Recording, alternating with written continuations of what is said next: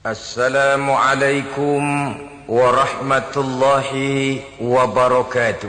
Waalaikumsalam warahmatullahi wabarakatuh. Bismillahirrahmanirrahim. Alhamdulillahi rabbil alamin. Wa bihi nasta'inu ala umurid dunya waddin. والصلاة والسلام على أشرف الأنبياء والمرسلين وعلى آله وأصحابه المجاهدين الطاهرين أما بعد. Saudara-saudara kaum muslimin rahimakumullah, pembangunan fisik material yang tanpa diimbangi dengan nilai-nilai agama sering cenderung membentuk manusia yang materialistis. Tolok ukur dan sudut pandang dari segala persoalan hanya terbatas kepada benda yang nyata yang berada di sekitarnya. Akibatnya muncullah pola hidup konsumer yang tujuannya tidak lain adalah prestise, harga diri, kebanggaan, dan kemegahan. Maka terjadilah perlombaan di dalam mengejar sesuatu yang bernama materi. Mereka menyangka bahwa itu semua dapat mengekalkan kebahagiaan, dapat menunjang kehidupan yang langgeng. Ada yang berlomba-lomba mengejar-ngejar harta. Seluruh waktu dalam hidupnya habis untuk mengejar harta. Tidak peduli siang atau malam, sore atau pagi. Sujud tidak lagi sempat, Allah dilupakan dengan agama jauh. Ada yang berlomba mengejar-ngejar pangkat, jabatan, dan kedudukan. Tidak peduli menjilat ke atas, menginjak ke bawah, atau menyikut kiri dan kanan. Bahkan teman pun jadi lawan, lawan pun jadi teman. Bukan soal, yang penting pangkat terkejar. Ada yang berlomba memperbanyak kendaraan, sejak dari jet pribadi, pesawat kapal pesiar, sampai kepada mobil-mobil mutakhir. Ada yang berlomba memperbagus rumahnya. Ada yang berlomba memperbanyak istri dan anak-anaknya. Seluruhnya tenggelam di dalam perlombaan yang menurut ukuran mereka akan mendatangkan prestise, kemegahan, dan kebanggaan. Allah subhanahu wa ta'ala menegur, memberikan peringatan dalam surah yang pendek, yaitu surah At-Takatsur. Alhaakumut takatsur hatta zurtumul maqabir kalla sawfa ta'lamun. Alhaakum ay syagalakum an ta'ati rabbikum. Kamu telah lalai daripada taat kepada Tuhanmu, dan yang menyebabkan kamu lalai itu tidak lain at-takatsur.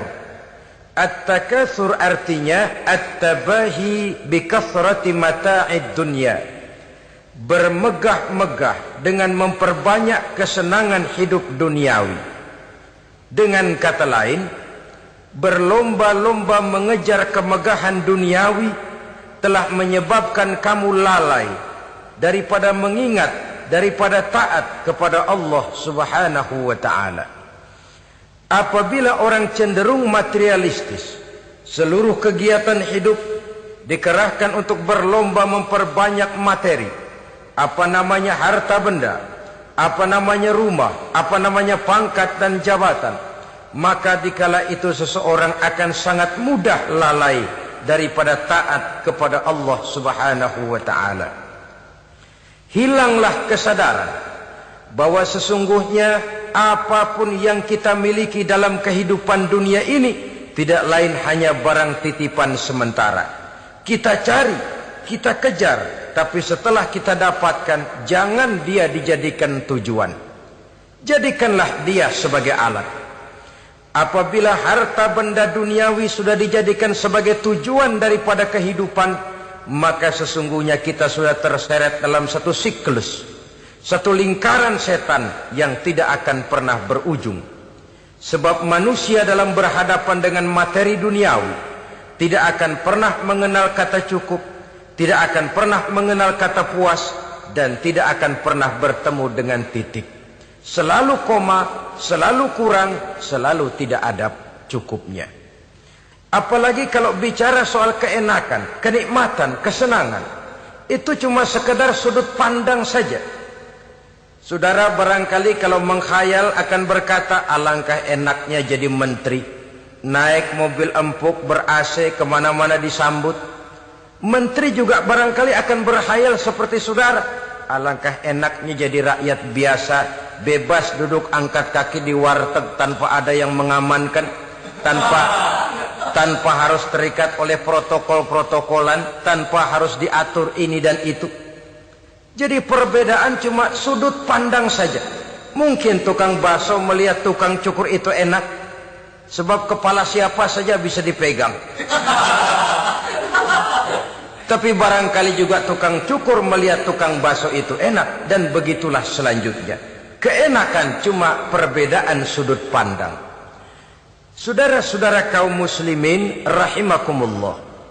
Oleh sebab itu agama memberikan kesadaran, seluruh yang kita miliki, yang dititipi oleh Allah dalam kehidupan ini berupa materi keduniaan, hakikatnya adalah alat dan bukan sebagai tujuan. Apabila alat sudah kita jadikan tujuan, kita akan terjebak ke dalam satu perlombaan yang justru akan mencelakakan kita sendiri. Inilah yang saya maksud dengan sirkuit celaka. Perlombaan yang hanya membuat kita jerih, payah, keringat bercucuran, tenaga terkuras, tapi tidak akan pernah sampai ke garis finish. Karena memang tidak ada garis finishnya. Betapapun jauhnya satu perlombaan, dia mesti punya garis finish. Tapi kalau sudah at-takatsur, berlomba bermegah-megah diri, maka barangkali tidak akan pernah ada garis finishnya. Kita akan terseret dalam lingkaran setan berputar di seputar itu, tanpa tahu kapan berhenti dan di mana titiknya. Agamalah yang memberikan kesadaran. Alhaakumut takatsur. Bermegah-megahan telah membuat kamu lalai daripada taat kepada Allah Tuhanmu. Semua sadar bahwa kita diciptakan tidak lain adalah untuk mengabdi kepada Allah. Nilai pengabdian ini sering lentur, nilai pengabdian ini sering luntur, manakala kita sudah berlomba-lomba bermegah-megah dengan materi kehidupan dunia. Islam jelas tidak menganjurkan penganutnya jadi orang miskin. Bahkan Imam Ali karramallahu wajhah pernah mengatakan, kemiskinan bisa menyebabkan kekufuran. Ayat yang pertama turun juga kita tahu, Iqra, baca olehmu. Kan seolah-olah Quran cuma tidak langsung saja bilang, hai orang Islam, kamu jangan jadi bodoh.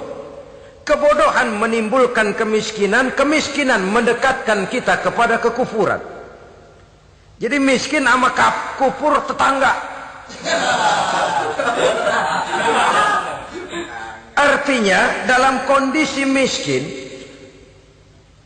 kemudi hati itu mudah terombang-ambing.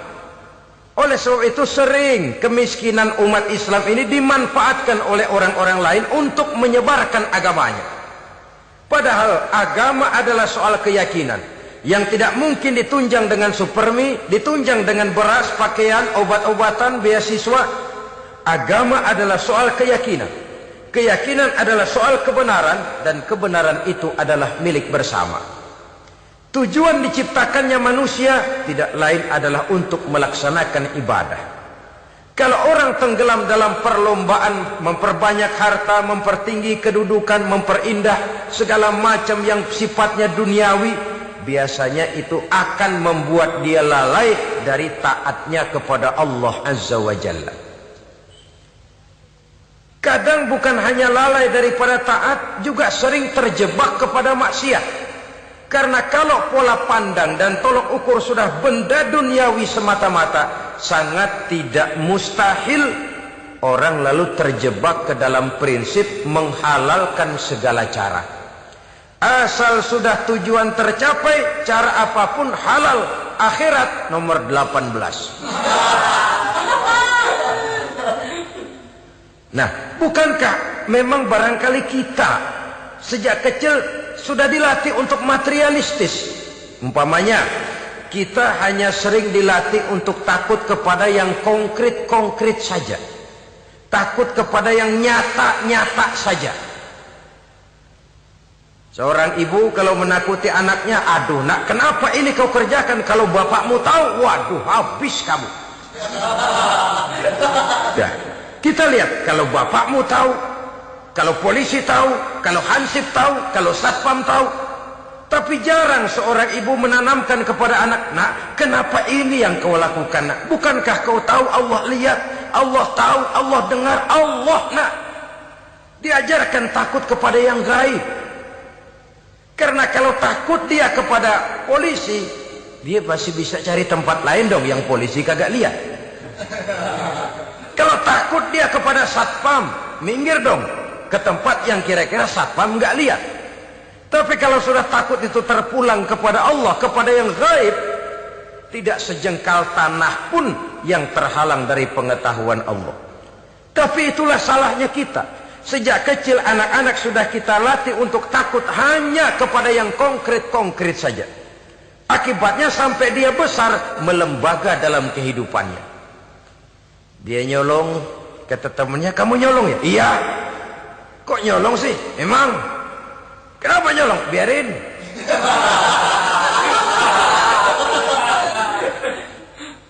Kamu kan tahu Allah lihat? Tahu. Kenapa nyolong juga? Biarin. Asal orang jangan lihat. Kalau Allah mah lihat, dia kagak ribut. Allah enggak ribut katanya. Nah, ini kan satu refleksi yang timbul daripada kenyataan. Jikalau orang hanya dijejali rasa takut kepada yang konkret-konkret saja, kepada yang zohir-zohir saja, yang akan tumbuh lalu mental kucing. Sopan, tenang, kalem, ayem, nggelenggem. Kalau ada orang, sedikit orang meleng, kucing kelihatan watak aslinya. Saudara-saudara kaum muslimin rahimakumullah.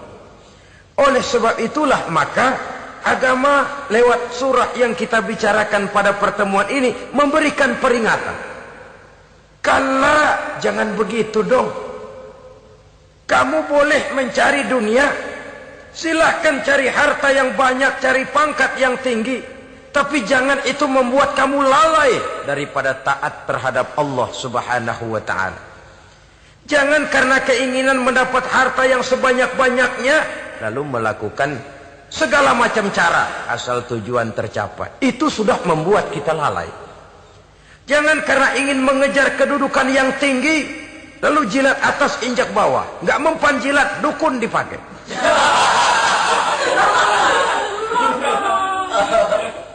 Itu kan sudah membuat kita lalai. Nanti kalau berhasil, wah, dukun kita paten. Tapi kalau gagal, dukun sialan, kagak mampu. Hilanglah Allah dalam kehidupan kita. Makin materialis, dan perlombaan ini membawa kita kepada kecelakaan. Kala, sekali-kali jangan begitu. Berlomba boleh, cari uang yang banyak, tapi setelah uang didapatkan, jadikan dia sebagai alat, jangan dijadikan sebagai tujuan. Saudara, bekerjalah, yang giat, carilah uang, tapi setelah dapat, ajak ngomong tuh duit. Bagaimana ajak ngomongnya? Gini, duit, setengah mati gue nyari lo duit lo. Sore, pagi, siang, malam, peras keringat, banting tulang kaki jadi kepala, kepala jadi kaki, nyariin lo duit. Sekarang kamu sudah saya dapatkan, kamu milik saya duit. Karena kamu milik saya, jadilah kamu budak saya. Jangan saya yang jadi budak kamu. Ini idealnya. Kamu harus jadi budak saya, jangan saya yang jadi budak kamu. Nyatanya kan ada orang nyari duit, setelah duitnya banyak dibudakin oleh duit. Dia sendiri tidak bisa merasakan kesenangan daripada duitnya, konon lagi orang lain. Mau ke pasar ngitung 16 kali. naik bajai, 1000. 1000 itu kalau ratusan semua 1000 lembar. Hitung-hitung, mendingan jalan kaki. Jalan kaki, tengah hari bolong, panas, kan dibudakkan oleh uang. Cari karier, kejar pangkat, kejar kedudukan. Setelah ditemukan itu, jadikan dia sebagai alat, jangan dijadikan tujuan. Pangkat kau milikku, karena kau milikku kau harus jadi budakku, jangan aku yang jadi budak kau pangkat. Suatu saat dia harus lepas dari kita, jiwa ini lapang. Kenapa? Dahulu pun ketika lahir ke dunia tidak ada pangkat yang kita sandang. Dahulu pun ketika lahir ke dunia tidak ada harta yang kita bawa. Jadi harta itu, pangkat itu, kedudukan itu ada dalam hati, tapi tidak berurat dan berakar. Kalau dia berurat dan berakar dalam hati, berat misah sama harta itu. Berat. Sekedar ngasih fakir miskin cepet juga berhitungnya 17 lembar.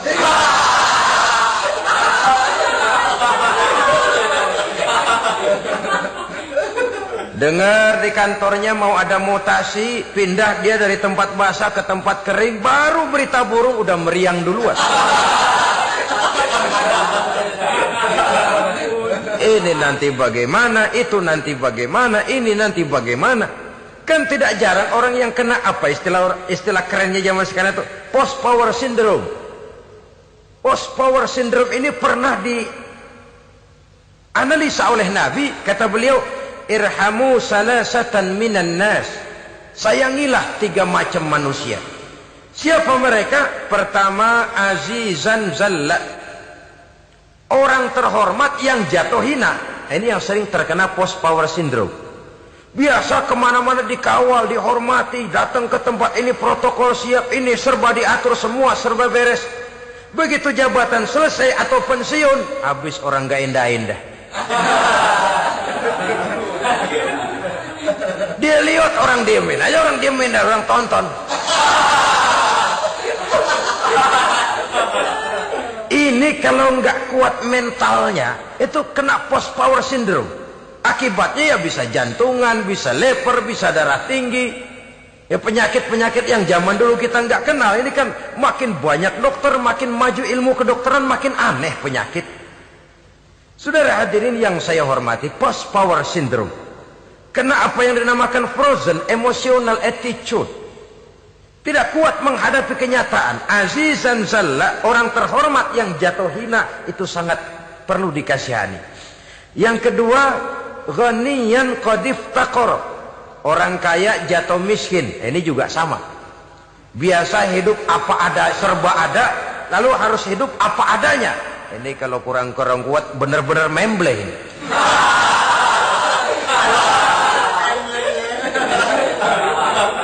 Kalau tidak kuat mentalnya, biasa hidup serba enak, serba nikmat, cuma kerjanya neken cek, main apa itu kredit card, macam-macam fasilitas dipunyai. Tahu-tahu jatuh bangkrut, jatuh miskin. Kalau tidak fondasi agamanya kuat, bisa gantung diri, bisa bunuh diri, bisa frustasi, bisa terkena psikosomatik, tekanan jiwa mempengaruhi faktor biologis. Timbullah tekanan, terjadilah penyakit aneh-aneh. Al-ghaniyan qad iftaqara, orang kaya jatuh miskin, itu perlu dikasihani. Yang ketiga, wa faqihan yal'abu bihil juhal, ahli fikih tapi dipermainkan oleh orang-orang bodoh.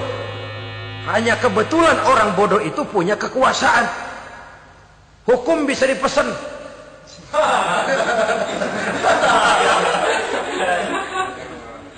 Aturannya haram, Ustaz, ada haram dikit aja dah.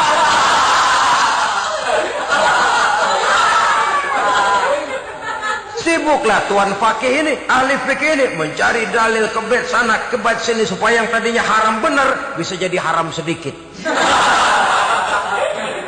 Padahal yang minta ini orang bodoh, tidak ngerti agama. Cuma karena punya kekuasaan dipermainkan oleh orang yang fakih. Orang yang fakih ini dipermainkan. Kasihan orang yang seperti itu. Wa faqihan yal'abu bihil juhal, ahli fikih tapi dipermainkan oleh orang-orang bodoh. Akibatnya karismanya hilang, wibawanya lenyap. Dia menyangka bahwa dengan mengharam-haram sedikit-sedikit itu dia bisa mendapat keuntungan yang berganda-ganda. Padahal akibatnya itu hanya akan membawa kecelakaan saja. Allah peringatkan benar, kala sekali-kali jangan begitu. Cari uang yang banyak silahkan. Ngejar kedudukan yang bagus boleh. Bikin rumah yang hebat silahkan. Ada kendaraan bagus silahkan. Tapi jangan sampai kamu terjebak kepada sirkuit celaka. Perlombaan yang tidak ada garis finishnya. Sering dicontohkan orang menghayal, melamun. Kamu kenapa enggak mau ibadah? Lah bagaimana mau sembahyang, saya di Jakarta masih ngontrak.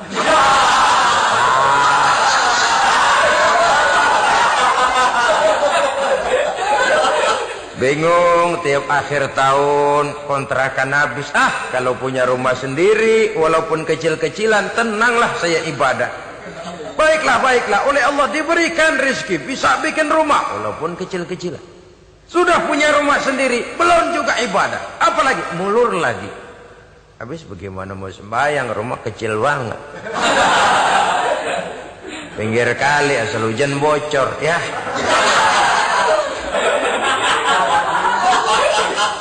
Kalau bisa punya rumah permanen, rajin dah ibadah dah. Iyalah, diberikan rezeki, bisa bikin rumah besar. Kamarnya banyak, halamannya luas. Kendaraan belum ada.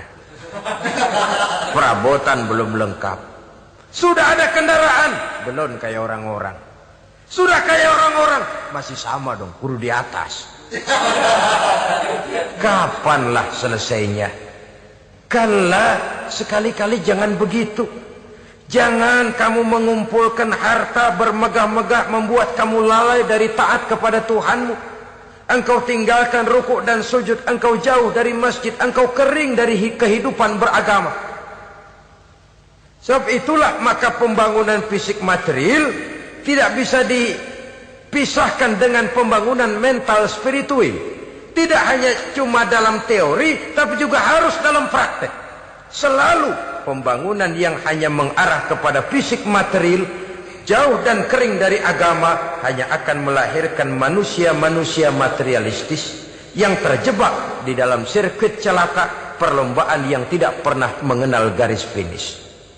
Sebab itu agama mengajarkan, orang kaya itu siapa sih? Yang banyak duit? Belum tentu. Yang kebunnya di mana-mana ngebelata? Belum tentu.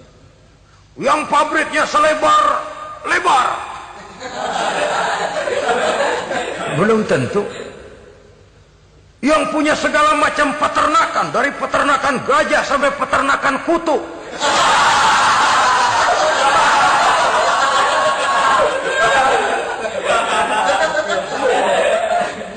Belum tentu.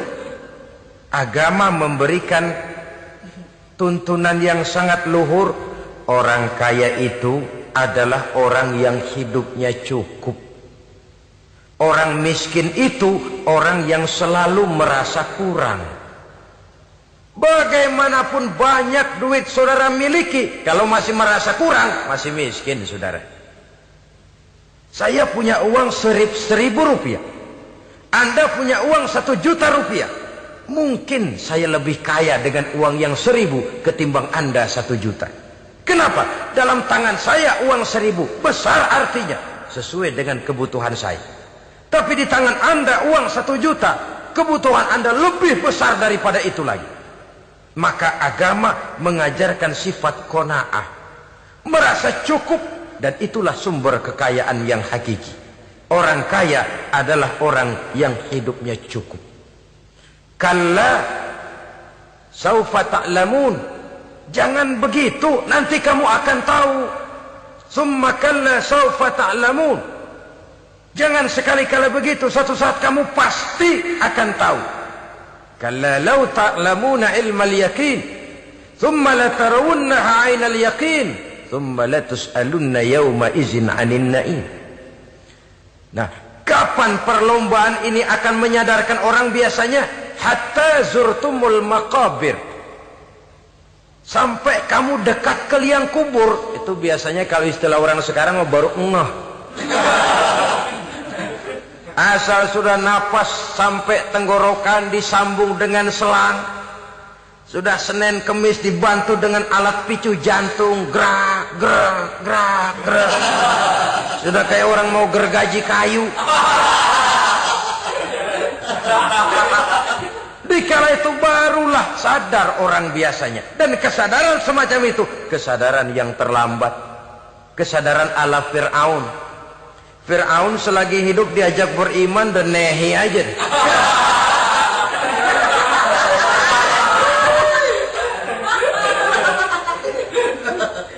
Tapi ketika dia tenggelam di lautan merah bersama seluruh tentaranya, dikala napas hampir terputus, keluar ucapannya, amantu bi Rabbi Musa wa Harun. Aduh, kalau begini mah saya juga percaya kepada Tuhannya Musa dan Harun. Saya beriman kepada Allah. Lagi timbul tenggelam mau sekarat baru beriman. Hatta zurtumul maqabir. Kamu telah lalai dari sebab bermegah-megah sampai kamu masuk ke liang kubur, dekat ke liang kubur. Kalimat zurtum di sini menjelaskan bahwa kubur itu tidak selamanya. Zurtum itu dari kalimat zaro ya zuru, berziarah. Orang berziarah kan sebentar. Ke kubur itu sama dengan berziarah kita di situ. Sebentar, tidak akan selamanya, tidak akan kekal dalam kubur. Bahwa kubur itu cuma satu halte dari sekian halte yang harus kita jalani. Hatta zurtumul maqabir ay mutum wa dufintum fil kubur. Sampai kamu mati, dikubumikan dalam kubur, barulah kamu sadar bahwa perlombaan itu hanya sia-sia. Bahwa perlombaan itu tidak akan pernah mengenal garis finish. Bahwa perlombaan itu akan membuat kamu celaka. Begitulah umumnya kebanyakan orang yang terjebak ke dalam paham materialis, baru menyadari kesalahan langkahnya pada saat napas sudah sampai di tenggorokan. Ternyata uangnya yang miliaran rupiah tidak sanggup menyambung nafasnya. Ternyata kendaraan yang serba mewah berkilat tidak sanggup meneruskan kehidupannya. Ternyata pangkat jabatannya yang tinggi yang membuat dia menyebabkan temannya jadi lawan, lawannya jadi teman, tidak akan sanggup menghentikan sang malaikat maut. Kalau keadaan sudah begitu, baru sadarlah kita terlambat. Karena saat seperti itu akan dihadapi oleh setiap orang. Kala, jangan begitu. Sadarlah kamu bahwa kalau sudah dekat ke liang kubur kamu baru insaf, itu terlambat. Sebelum nafas sampai di tenggorokan, pintu tobat masih selalu terbuka. Tapi manakala nafas sudah sampai di tenggorokan, tertutuplah pintu tobat untuk orang yang bersangkutan. Oleh sebab itu, perlombaan dengan bermegah-megah terhadap materi duniawi, tolok ukur dan pandangan hidup yang terbatas kepada wujud benda semata-mata, memang sering menyebabkan orang lalai, sering menyebabkan orang lupa diri, tidak sadar tentang hakikat yang terpenting dari kehidupan ini, yaitu tentang dari mana dia datang, di mana dia sekarang, dan kemana dia akan pulang. Sungguh, ilmu pengetahuan tidak akan pernah mampu menjawab persoalan ini. Sungguh, filsafat juga tidak berdaya menghadapi pertanyaan seperti ini. Hanya agama yang mampu memberikan kepastian batin tentang hakikat dari mana kita datang, di mana kita sekarang, dan kemana kita akan pulang. Makin kita renungi pertanyaan ini, makin kita menemukan diri sendiri. Dan makin kita menemukan mengenal diri sendiri, kita akan semakin mengenal Allah Subhanahu wa ta'ala. Semakin kita mengenal Allah, maka akan semakin terpanggil kita untuk dekat dengannya, mentaati segala perintahnya, dan berupaya menjauhi segala yang dilarangnya. Dengan demikian selamatlah kita dari satu perlombaan yang hanya akan menyeret kita kepada menghalalkan segala cara, jauh dari agama, jauh dari Allah, bahkan jauh dari sesama manusia. Karena umumnya perlombaan seperti ini akan cenderung melahirkan manusia yang egois. Muslimin rahimakumullah.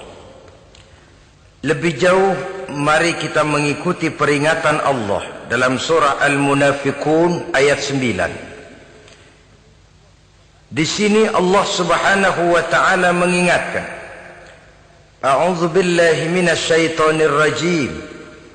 Ya ayyuhalladzina amanu la tulhikum amwalukum wala auladukum an dzikrillah wa may yaf'al dzalika fa ulaika humul khasirun.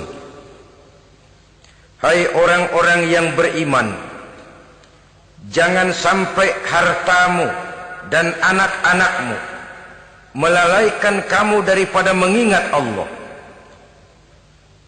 Wa may yaf'al dzalik, barang siapa yang melakukan hal seperti itu, fa ulaika humul khasirun, maka merekalah sesungguhnya orang-orang yang merugi. Rugi dunia, rugi akhirat. Disebutkan di sini dua hal yang sering menyebabkan kita jadi lalai. Amwal dan aulad. Harta dan anak-anak, materi dan keluarga. Perlombaan di dalam mengumpulkan materi sering menyebabkan kita menjadi lalai. Begitu juga amanah berupa anak ini sering kita lalaikan atau sering membuat juga kita menjadi lalai. Kita lalaikan dalam arti bahwa keduanya, baik harta baik anak, merupakan amanah dari Allah. Setiap orang tua akan dimintakan pertanggungan jawab. Apabila kita lalaikan amanah ini, maka resikonya akan kembali juga kepada kita. Tapi satu hal yang jelas dalam ayat 9 surah Al-Munafiqun ini, bahwa perlombaan memperbanyak harta dan anak-anak yang masuk dalam kelompok at-takatsur itu tadi akan menyebabkan orang khasiru, termasuk ke dalam kelompok orang-orang yang rugi. Perlombaan yang hanya akan membawa kerugian semata-mata. Kemudian di dalam satu hadis Rasulullah sallallahu alaihi wasallam memberikan peringatan. Beliau bersabda, "Iza azzamat ummati dinaran wa dirhaman, nuzi'at minha haibatul Islam. Wa iza tasabat ummati saqatat min ainillah. Wa iza turikatil amru bil ma'rufi wan nahyu 'anil munkari hurimat 'alaihim barakatul wahyi." Ada tiga hal yang kalau kita kerjakan akan menimbulkan tiga macam akibat di dalam hadis ini. Pertama, iza azzamat ummati dinaran wa dirhaman. Apabila umatku sudah mengagung-agungkan dinar dan dirham, artinya kalau umatku sudah jatuh menjadi umat yang materialistis, segalanya diukur dari dinar dan dirham. Dinar dan dirham ini kalau bahasa Inggrisnya dokat.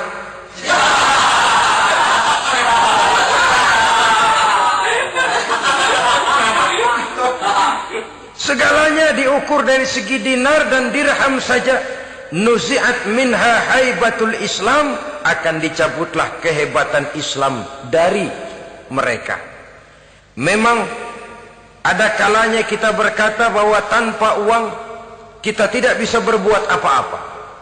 Tapi kalau itu dijadikan landasan dari segala sesuatu, itu yang dijadikan ukuran, itu yang dijadikan tujuan, kita hakikatnya sudah gagal sebelum melangkah. Apapun saja profesi kita, apabila sudah menjadi pendewa dinar dan dirham, akan hilanglah kehebatan Islam, akan dicabut kehebatan Islam itu. Umat Islam bisa dibeli, ulama bisa dikontrak, kiai bisa dicarter. Saudara hadirin ma'asyiral muslimin rahimakumullah, apabila umatku sudah membesar-besarkan dinar dan dirham, bermegah-megah dengan itu, berlomba-lomba memperbanyak itu yang menjadi tujuan dan tolok ukur dari segala kegiatan, nuzi'at minha haibatul Islam, akan dicabutlah kehebatan Islam. Hilang itu wibawa. Walaupun dia bernama umat mayoritas dalam jumlah, tetapi dia minoritas dalam peranan. mayoritas dalam bilangan tapi minoritas dalam percaturan kegiatan hidup ini. Kita ingat di zaman pengembangan Islam di masa Rasulullah sallallahu alaihi wasallam, mereka berlomba-lomba mengorbankan dinar dan dirhamnya untuk kepentingan agama, bukan mengorbankan kepentingan agama untuk mencari dinar dan dirham. Kita di zaman sekarang sering terjadi penjungkiran nilai, terbalik yang kita amalkan. Nabi Ibrahim mengorbankan putranya Ismail untuk kepentingan agama. Kita sering sekarang ini mengorbankan kepentingan agama untuk anak-anak kita. Dulu anaknya yang dikorbankan buat agama, sekarang agamanya dikorbankan buat anak. Dulu dinar dan dirham dibelanjakan untuk menopang agama, sekarang agama dijadikan alat untuk mencari dinar dan dirham. Saudara-saudara kaum muslimin rahimakumullah, memang apabila dinar dan dirham digunakan untuk penyangga perjuangan, itulah idealnya. Saya katakan tadi, dinar, dirham, uang, dunia cuma sekedar alat, bukan sekedar tujuan. Kita memerlukan alat ini. Membangun pesantren tidak cukup dengan semangat. Membangun rumah sakit Islam tidak cukup dengan pidato. Membangun masjid tidak cukup dengan semangat menggebu-gebu. Kita perlu semen, kita perlu pasir, kita perlu batu kali, kita perlu besi, dan itu semua beli. Tidak turun dari langit seperti turunnya embun di waktu pagi. Tidak mungkin rumah sakit Islam muncul ke permukaan hanya dengan simsalabim abracadabra.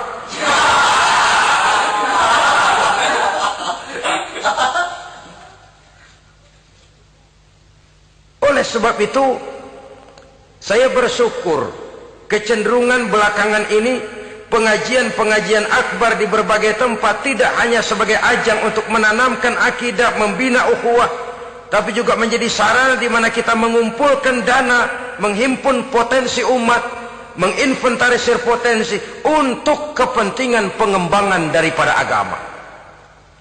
Meskipun ada satu dua orang yang salah paham tentang ini, sampai kemudian saya mendapat satu merek yang cukup tidak enak untuk didengar, mengkomersilkan pengajian katanya, karena memang ada pengajian yang menggunakan sistem karcis, sebenarnya juga tidak etis. Undangan berikut infak yang seluruh hasilnya digunakan buat kepentingan agama. Apakah itu rumah sakit, apakah itu madrasah, apakah itu masjid, dan satu sen pun saya tidak menuntut bagian dari itu. Saya malah berprinsip sepanjang saya masih laku untuk dijual dan itu memang buat kepentingan agama, persilahkan jual saja. Asal buat masjid, pesantren, madrasah, rumah sakit Islam, kegiatan syiar dan dakwah, silakan. Tapi kalau sudah dijual buat kepentingan pribadi, memperkaya diri sendiri, tentunya dunia akhirat sulit untuk ridho kepada tingkah laku yang semacam itu. Kita memerlukan dana. Umat di daerah membangun memerlukan dana. Dan dana itu tidak hanya datang begitu saja. Kita bersyukur bahwa untuk menghadiri pengajian sekarang ini orang mau mengeluarkan uang, mau memberikan infak dengan ikhlas, tidak dengan keterpaksaan. Kenapa tidak? Sehingga ini lalu diinventarisir untuk kepentingan pembangunan agama. Ratusan juta rupiah terkumpul dari pengajian-pengajian rutin ini, pengajian-pengajian akbar ini. Puluhan masjid terbantu, rumah sakit Islam terbantu, musola selesai. Ya walaupun tidak lalu semuanya beres, tapi gemaknya itu sudah cukup menyentuh untuk menyadarkan orang bahwa harta baru kekal kalau dia sudah dibelanjakan di jalan Allah. Nah, yang celaka kalau dinar dan dirham itu yang dijadikan tujuan. Mengadakan pengajian semata-mata untuk cari uang, uangnya buat kantongnya dewek. Itu yang membuat dicabutnya kehebatan Islam itu. Segalanya diukur dari sudut itu. Sehingga ketika seseorang datang bertanya, tentang hal-hal yang berkaitan dengan ini, maka hal semacam ini sesungguhnya satu nikmat yang perlu kita syukuri sepanjang menginventarisir potensi umat benar-benar digunakan buat kepentingan daripada agama kita. Jadi peringatan tegas dari Nabi ini, iza azzamat ummati dinaron wa dirhaman nuzi'at minha haibatul Islam. Apabila umatku sudah mengagung-agungkan dinar dan dirham, maka akan dicabutlah kehebatan Islam dari tengah-tengah mereka. Remeh saja orang memandang kita, enteng saja orang memandang kita. Satu. Yang kedua, peringatan Nabi, wa iza tasabat ummati saqatat min ainillah. Apabila umatku sudah saling mencaci maki, apabila umatku sudah saling berbantah-bantahan, saqatat min ainillah, jatuhlah mereka dalam pandangan Allah. Kalau sesama umat ini sudah saling menjelekkan, apakah yang menjelekkan itu lebih bagus dari yang dijelekkan di hadapan Allah? Dua-duanya sama rendahnya. Pribadi saya mungkin puas kalau saya bisa menghantam saudara di depan umum, menjelek-jelekkan nama saudara. Tapi lebih baikkah saya dalam pandangan Allah? Sama rendahnya dengan orang yang saya jelekkan. Itu pun kalau yang dijelekan benar-benar jelek. Kalau cuma sekedar fitnah, wah, lebih celaka lagi nasib si orang itu tadi. Ini artinya menyadarkan kita bahwa umat ini sudah diikat dengan akidah. Beraneka ragam kita, tapi harus ada kebersamaan. Berbeda kita, tapi harus satu. Sebagai satu ummatan wahidah, satu umat yang satu. Oleh sebab itu, persamaannya lah yang harus kita angkat ke permukaan, bukan perbedaannya yang kita perbesar. Sudah datang waktunya umat Islam bangun dari tidurnya, jangan lagi dibuai oleh irama mayoritas. Sudah lewat masanya kita bertengkar karena persoalan-persoalan kecil yang tidak prinsip. Sudah datang waktunya umat Islam bersatu, menyusun saf yang lebih lurus, oleh karena ia dihadapkan kepada tantangan-tantangan yang tidak semakin ringan. Kalau kita bertengkar dengan kita, kalau kita saling mencaci sesama kita, bukankah Yahudi tepuk tangan? Bukankah Nasrani menari-nari? Bukankah pihak ketiga akan menangguk di air keruh? Dan kerugian akan terpulang kepada kita semua. Tapi inilah realita, bahwa yang kita hadapi ini sesungguhnya musuh kita di luar kita, bukan di dalam kita. Apakah itu kemiskinan, kebodohan, maksiat, munkarat, ketidakadilan, kezaliman, kesewenang-wenangan, dan lain sebagainya. Yang musuh jadikan musuh, yang teman mari kita rangkul. Jangan terbalik, teman dimusuhi, musuh malah dirangkul. Maka berpesta poralah musuh-musuh Islam ini. Saudara-saudara kaum muslimin rahimakumullah, Nabi memperingatkan dengan tegas, wa iza tasabat ummati saqatat min ainillah. Jikalau umatku sudah saling mencaci maki, sudah saling berbantah-bantahan, jatuhlah mereka dalam pandangan Allah. Satu ayat menjelaskan, jangan sebagian kamu meremehkan, yaskhar, mengecilkan, menganggap enteng orang lain. Boleh jadi yang dihina, diremehkan, dianggap enteng itu nilainya lebih bagus daripada yang menganggap enteng. Hakikat segala sesuatu itu cuma kembali kepada Allah. Di sanalah penilaian finalnya. Manusia hanya melihat yang zahir. Makin banyak harapan hidup ini kita gantungkan kepada manusia, makin banyak kita harus bersiap untuk kecewa. Saudara-saudara kaum muslimin rahimakumullah. Kemudian yang ketiga peringatan dari baginda Nabi, wa iza turikatil amru bil ma'rufi wan nahyu 'anil munkari hurimat 'alaihim barakatul wahyi. Apabila amar ma'ruf dan nahi munkar telah ditinggalkan, maka akan hilanglah keberkahan wahyu, akan hilanglah keberkahan Quran, akan sirnalah keberkahan agama. Amar ma'ruf dan nahi munkar ditinggalkan, artinya di tengah masyarakat sudah tidak ada lagi yang menyerukan ini baik, ini tidak baik, ini halal, itu haram. Mari kita sholat, mari makmurkan taklim, santuni yatim piatu, makmurkan masjid. seruan ke arah itu tidak lagi terdengar. Sementara tinggalkan judi, tinggalkan minuman keras, jauhi zina, seruan semacam itu pun tidak lagi terdengar. Maka hilanglah keberkahan wahyu itu. Karena amar ma'ruf dan nahi munkar merupakan bagian daripada ajaran agama kita. Menjadi sponsor dari segala macam kebajikan dan menjadi penghalang daripada segala macam kemunkaran sesuai dengan batas kemampuan yang kita miliki masing-masing. Nah, saya kembali kepada persoalan pokok di awal pembicaraan tadi. Bagaimana jalan keluarnya? Jalan keluarnya tidak lain adalah upaya. Bagaimana kegiatan yang sifatnya fisik material ini diimbangi dengan kegiatan yang bersifat mental spiritual. Upaya menghidupkan majelis-majelis taklim, upaya memakmurkan masjid-masjid sebagai laboratorium rohani untuk mewujudkan keseimbangan dalam pola pikir yang akan berlanjut dalam gerak hidup yang kemudian akan tertuang dalam segala perbuatan manusia.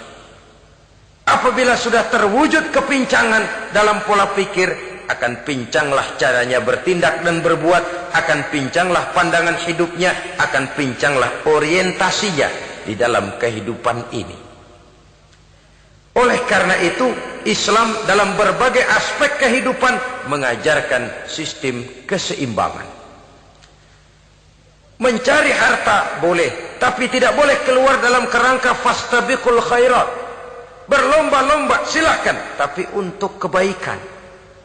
Bukan untuk bermegah-megah, bukan untuk menumbuhkan gengsi, bukan untuk meninggikan prestise dan harga diri, tapi fastabiqul khairat, berlomba-lomba di dalam mengejar kebajikan, di dalam menyebarkan kebaikan.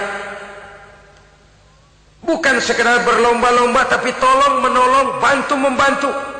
Ta'awanu 'alal birri wat taqwa wala ta'awanu 'alal ismi wal udwan. Bertolong-tolonganlah kamu di dalam kebaikan dan takwa, jangan bertolong-tolongan di dalam perbuatan dosa dan permusuhan. Kerjasama di dalam kebaikan, kerjasama di dalam ketakwaan. Ada satu contoh yang menarik bahwa umat Islam di dalam ia menjalin kebersamaan itu harus seperti orang main sepak bola. Saudara lihat, orang main sepak bola, kalau pertandingan belum dimulai, silahkan kumpul di luar lapangan, atur strategi yang baik. Tapi kalau pertandingan sudah dimulai, turun ke lapangan hijau, jangan kumpul terus. Masa ada sepak bola gotong royong, groyok ke sana, groyok ke sini, ya kalah terus. Harus ada yang jadi penyerang tengah, kan begitu toh sepak bola. Harus ada yang jadi kiri luar, kanan dalam, striker, back, penjaga gawang. Yang penting kerjasama, teamwork. Lalu mampu menciptakan operan-operan. Yang jadi back, jangan ngiri sama yang jadi penyerang tengah. Jangan hasut, sebab bagaimanapun juga andai kata si penyerang tengah berhasil menjaringkan bola ke gawang lawan, kan kemenangan bukan kemenangan satu orang, kemenangan satu kesebelasan, kemenangan satu tim. Ini yang sering terjadi, back ngiri sama penjaga gawang, lalu penjaga gawang ngiri sama penyerang tengah, penyerang tengah ngiri sama kiri luar. Ya kapan mau menggolkan ke gawang lawan? Kita ini satu kesebelasan, posisi boleh berbeda. Umat Islam itu harus ada yang jadi camat, lurah, bupati, gubernur, menteri, jadi jenderal, jadi konglomerat, jadi pengusaha, jadi teknokrat. Yang penting kerjasama, teamwork, mampu menciptakan operan-operan yang akurat. Diego Armando Maradona, enggak pakai dia, enggak. Itu katanya maha bintang, gagah, hebat, bintang lapangan hijau. Kapan Maradona hebat? Kalau ditunjang oleh 10 temannya yang lain, merupakan satu kesebelasan. Bagaimanapun hebatnya Diego Armando Maradona, kalau dia sendirian lawan satu kesebelasan, remek.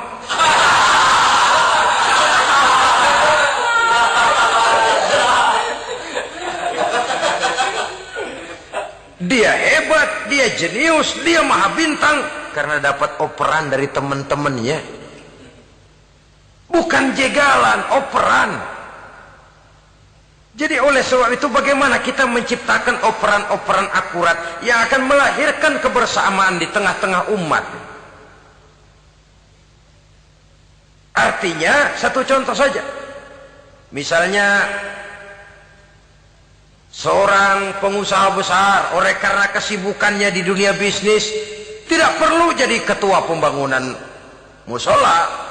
Tapi kalau ada musola belum selesai, operan. Operannya itu yang penting. Apa yang dioper itu? Semen, apa batu kali, apa besi? Yang penting operan. Operannya akurat.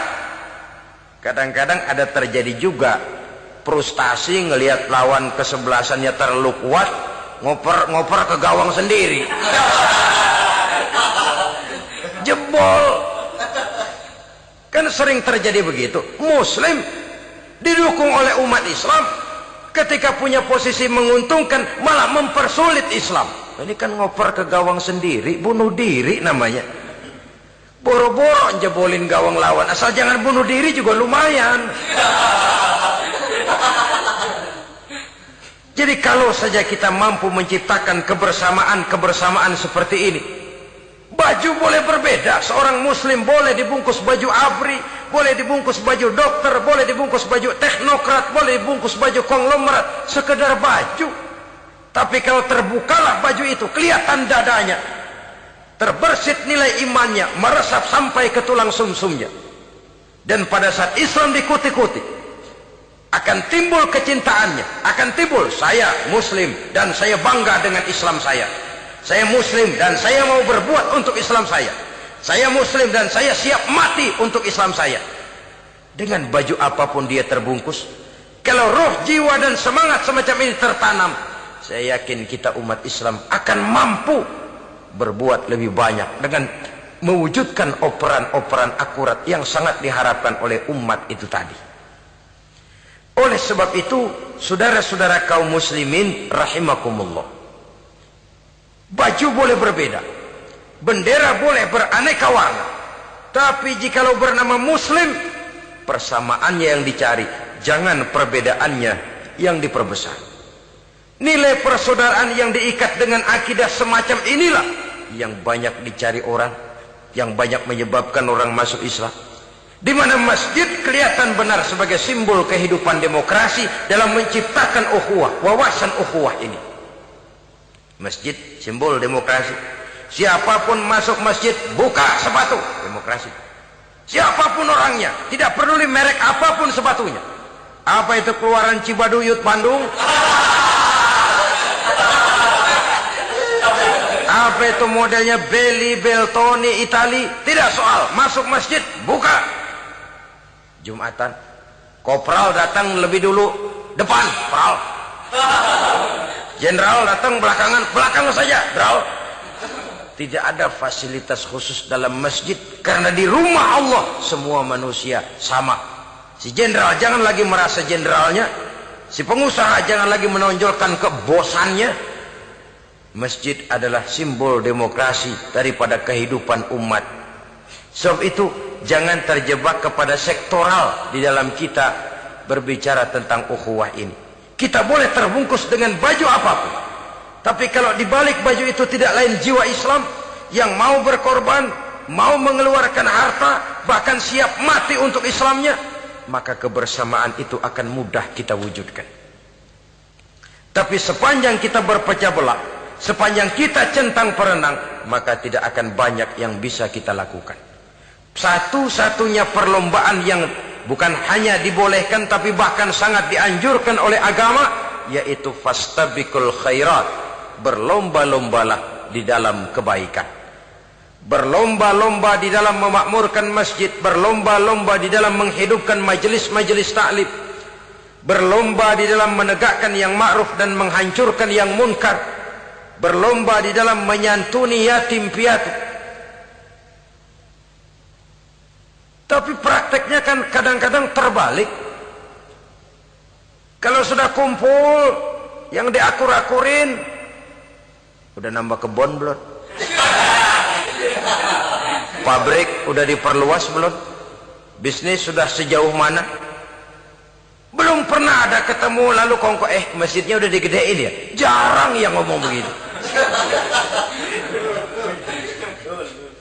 Madrasahnya sudah bagaimana, sejauh mana? Mesti yang enak itu ya nyocok-nyocokin. Bagaimana rumahmu sudah, bagaimana kendaraanmu, bagaimana pesawatmu, bagaimana bukankah itu juga takasur? Dari obrolan kan nanti yang belum kan timbul panasnya. Gile dia udah beli gituan, gue belum. Timbul panasnya, lalu berusaha, berlomba lagi, bersaing lagi, berlomba lagi, bersaing lagi. Walaupun persaingan perlu, karena tanpa persaingan orang jarang mikir. Hidup itu kalau nggak ada tantangan kan tidur kita. Orang hidup smooth gitu ya, jalan tenang, setenang ya nggak maju orang itu. Orang itu baru bisa mengalami kemajuan kalau dia sudah dihadapkan kepada tantangan, gemblengan, gojlogan, fitnahan, hinaan, caci maki. Persaingan itu perlu supaya orang mikir. Kalau mikir dia berbuat, kalau dia berbuat dia bisa maju. Tapi persaingan yang sehat, bukan persaingan yang lalu menimbulkan fitnah, menghancurkan nama baik orang lain, yang dilatar belakangi oleh sifat hasud, dendam, iri hati, lalu menghalalkan segala cara. Tidak, bukan itu. Persaingan yang sehat ini akan menjadi alat picu agar orang lalu berlomba di dalam kebaikan. Satu-satunya perlombaan yang bukan hanya boleh tapi bahkan sangat dianjurkan oleh agama, berfastabiqul khairat, berlomba-lomba di dalam berbuat kebaikan. Berlomba-lomba membangun masjid bukan berarti di sebelah masjid bangun masjid lagi, bukan. Kadang-kadang karena ada fastabiqul khairat, berlomba-lomba, nggak apa-apa dah. Di sebelah masjid bikin lagi masjid. Akhirnya azan perlombaan main kenceng-kencengan. Bukan itu yang diinginkan tentu, bukan itu. Bagaimana memakmurkan masjid, bagaimana memfungsikan masjid, bagaimana membina umat dan lain sebagainya. Jadi pembicaraan ke arah itu akan menimbulkan rangsangan untuk berlomba di dalam kebaikan. Kalau dia kok bisa menata masjidnya sampai makmur, jamaah senang datang ke sana, anak-anak muda betah di masjid, kenapa saya tidak? Apa konsepnya? Nah, ini kan berlomba, tapi berlomba dalam kebaikan. Kalau dia bisa menghimpun anak-anak muda lalu diarahkan kepada jalan yang positif, kenapa saya tidak bisa? Dia punya potensi yang saya juga punya. Berlomba di dalam kebaikan. Perlombaan semacam ini akan memberikan ketentraman karena jalan yang ditempuh jalan ibadah. Tapi kalau perlombaan materi, at-takasur tadi, yang timbul bukan ketentraman, panas. Karena panas, udah dekat, panas kan tetangganya hasud, dengki, iri hati, sakit, demam, orang lain maju, meriang. Lah kalau sudah begitu, hasud yang jadi bisikan hati, ya sudah, segala macam cara dilakukan untuk menjatuhkan orang lain. Dan itu sudah bukan lagi persaingan yang sehat. Saudara-saudara kaum muslimin rahimakumullah. Oleh sebab itu kita tutup pertemuan singkat kali ini dengan satu kesimpulan, bahwa harta adalah sekedar alat, bukan tujuan di dalam kehidupan. Tanpa harta barangkali orang sulit untuk bahagia, tapi harta semata-mata tidak merupakan jaminan bahwa orang lalu akan bahagia.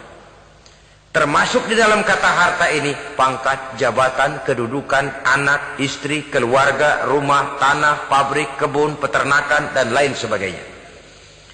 Perlombaan yang dianjurkan di dalam agama adalah perlombaan untuk berbuat kebaikan. Maka masalahnya sekarang, bagaimana kita memanfaatkan harta ini untuk sebanyak-banyak kebaikan yang bisa kita lakukan. Semoga kita mampu melakukannya dan kita tidak termasuk dalam orang-orang yang celaka yang lantaran bermegah-megah dengan kesenangan dunia saja. Terima kasih atas segala perhatian. Mohon maaf atas segala kekurangan. Usikum wa nafsi bitaqwallah. Wassalamualaikum warahmatullahi wabarakatuh.